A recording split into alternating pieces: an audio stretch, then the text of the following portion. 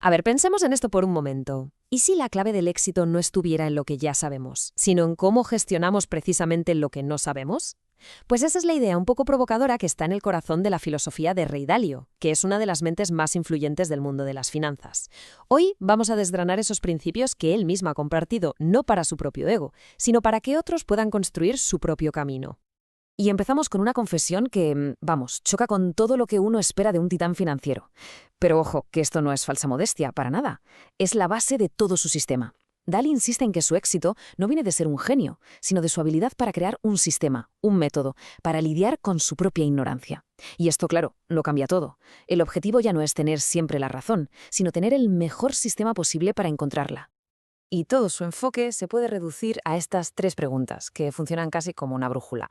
La primera, ¿qué quieres? Pues eso, fija el destino. Pero la segunda, ¿qué es verdad? Es la más complicada porque exige enfrentarse a la realidad tal y como es, no como nos gustaría que fuera. Y la tercera es donde todo cobra sentido. ¿Qué vas a hacer al respecto? Es el puente que une nuestros sueños con la realidad. Pero claro, esta filosofía no nació en un despacho de lujo. Para entenderla de verdad, hay que ir al principio. Lejos de la cima, la historia de Dalio arranca en Long Island, y él mismo cuenta que era un estudiante bastante mediocre. No había ni una sola señal que apuntara al gigante de las finanzas en el que se iba a convertir. Él ve la vida como este río, y no puedes parar la corriente, ¿eh? Simplemente te va arrastrando hacia ciertos momentos, hacia encuentros con la realidad que te obligan a tomar una decisión. Así que la única habilidad que de verdad importa es aprender a navegar. Cada decisión, sea grande o pequeña, es una apuesta que va dando forma a la vida que tenemos. Y en ese río, como es inevitable, Dalio se topó con un abismo, un momento de fracaso total que se convirtió en la prueba más dura de su vida y, curiosamente, en la mayor fuente de aprendizaje que jamás tuvo. Empezó como tantos otros emprendedores, ¿sabes? Desde su apartamento, allá por 1975. Su empresa, Bridgewater, empezó a crecer, a ganar clientes, a tener buena reputación, y entonces llegó 1982. Estaba convencidísimo de que venía una depresión económica, así que hizo una apuesta brutal. Y se equivocó, pero se equivocó de una forma espectacular. El mercado se disparó y él lo perdió prácticamente todo. Tuvo que despedir a todo su equipo, que eran sus amigos, y pedirle a su padre $4.000 para pagar las facturas. Fue una humillación pública y absoluta. Dalio suele citar a Steve Jobs porque se dio cuenta de algo clave. Al hablar con otros emprendedores de éxito, descubrió que casi todos tenían algo en común. Un fracaso devastador que casi acaba con ellos. Entendió que esos golpes no eran el final, sino una especie de medicina amarga, que, por lo visto, es necesaria para crecer de verdad. Y aquí, justo aquí, es donde la historia da un giro. Tocar fondo no fue una tragedia, fue una revelación. Ese fracaso tan doloroso se convirtió en el crisol, en el horno donde forjó una forma completamente nueva de pensar, un sistema para tomar decisiones que no dependiera de su propia genialidad, que ya había visto que podía fallar. Así que, de las cenizas de ese fracaso, nació una búsqueda, la búsqueda de un elixir, un conjunto de principios, de reglas atemporales para enfrentarse a la realidad y tomar mejores decisiones, una y otra vez. Y lo que encontró fue su santo grial. La idea es simple, pero es potentísima. Imagina que tienes 15 apuestas distintas que son buenas por sí solas, pero que no tienen nada que ver entre sí. Si una falla, no se lleva por delante a las demás. Es como tener un equipo de expertos donde cada uno es brillante en lo suyo, pero su éxito no depende del de al lado. Esto reduce el riesgo de una forma drástica, pero sin renunciar a la ganancia. Es la diversificación, pero llevada al siguiente nivel. Pero el verdadero salto mental fue darse cuenta de que este principio no era solo para las finanzas, se podía aplicar a todo, a contratar gente, a gestionar un proyecto, a cualquier decisión compleja. El objetivo se convirtió en algo mucho más grande, construir máquinas.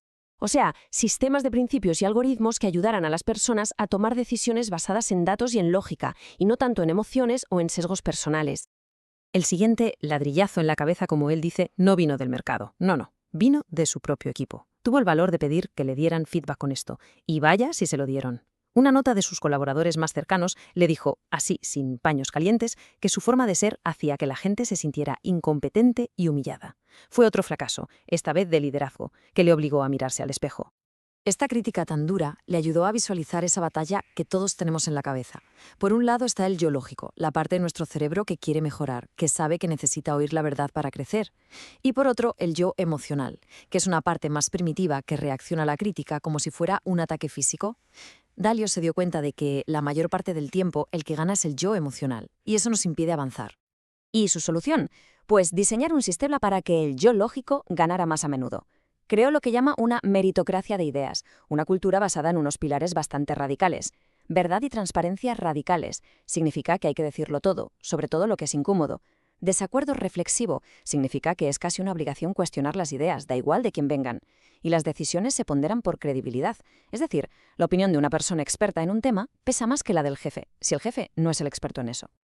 Bien, pues después de forjar sus principios a base de fracasos y de construir todo un sistema para aplicarlos, Dalio entra en lo que él llama la tercera y última etapa de la vida. Y aquí el enfoque cambia pero de forma radical. El objetivo ya no es el éxito de uno mismo, sino ayudar a que otros lo tengan. Él mismo relaciona su vida con ese arquetipo del viaje del héroe de Joseph Campbell.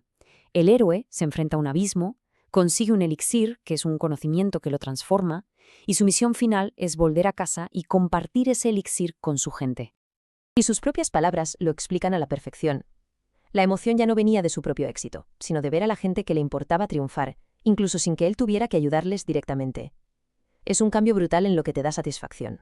El propósito, por lo tanto, se transforma. La mayor recompensa ya no es ganar la batalla, sino pasar el conocimiento sobre cómo luchar y cómo ganar. Se trata de contribuir a que los demás evolucionen, un acto que, según él, va más allá de la propia vida. Y todo esto nos deja con una pregunta final, que en el fondo es la esencia de todo este análisis. Si el fracaso y la verdad, por incómoda que fuera, fueron los catalizadores del viaje de Dalio, pues cabe plantearse, ¿qué realidad dolorosa podría ser la clave para transformar cualquier viaje?